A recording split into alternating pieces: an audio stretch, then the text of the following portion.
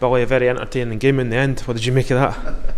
Well, I'm sure it was entertaining to watch. Frustrating for us, I felt in the first half. Our lads were looking to everybody else to try and do something and not taking enough responsibility themselves. There wasn't much between the teams in the first half, but we put a few things to them at half time that they had to be a wee bit more resilient, they had to take a wee bit more responsibility themselves, especially to play at this club. If things aren't happening, they need to stand up and be counted and start producing the things that they can do, whether it's the back ones getting on the ball, the midfield players being dynamic, but in particular the front ones having 1v1 situations and having efforts at goal.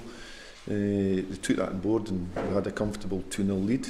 We allowed them back in with a lazy defensive leg in to give the penalty kick away, and we lost a set piece. So fair dues to Partick Thistle. They recovered well, came back, and we had to go and win the game again. The second time we'd already had the game in the bag at 2-0, but in extra time I think our lads showed some decent stuff and we thoroughly deserved the victory. You must be delighted at getting pegged back at 2-2 and then recovering from that in the game. Yeah, well, I think when you go 2-0 up and you lose 2 goals, I think the resilience they showed is great. You know, good character for them. That I said to them tonight that they'll probably learn a lot more about themselves in that game tonight after being 2-0 up, getting back to 2-0 level again, and then under pressure a wee bit. But as I say, the resilience they showed in extra time was fantastic. There wasn't any substitutions until extra time. Were you expecting that to come?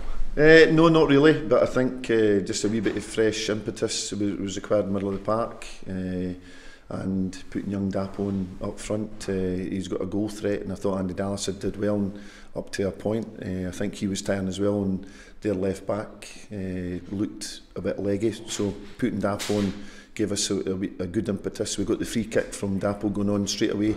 In the substitution we got the third goal, and we got the fourth and the fifth from Dapo and Zach Rudden. How important is it to play in front of a crowd at Ibrox in these type of games for these youngsters? Well, it's absolutely vital, because you're hoping at some time they'll be running out here and there's going to be 50,000. And that's the sign we keep on saying to them, that it's great we get the opportunity to play at Ibrox and they play in a stadium.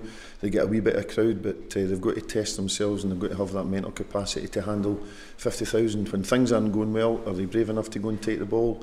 Can they do the things that they're good at? Can they go and take responsibility and have a 1v1 situation, either defensively, but more importantly offensively, and start producing the goods? And I think they did that in extra time, but they've got to do that when it's 0-0, and particularly it's 2-2. Of course, the games programme's testing these players against the best European teams. How delighted are you that they've managed to do it in a domestic game? It's a cup tie as well. Well, I think it's absolutely vital, because it's great getting these games abroad and testing them with different players, different styles.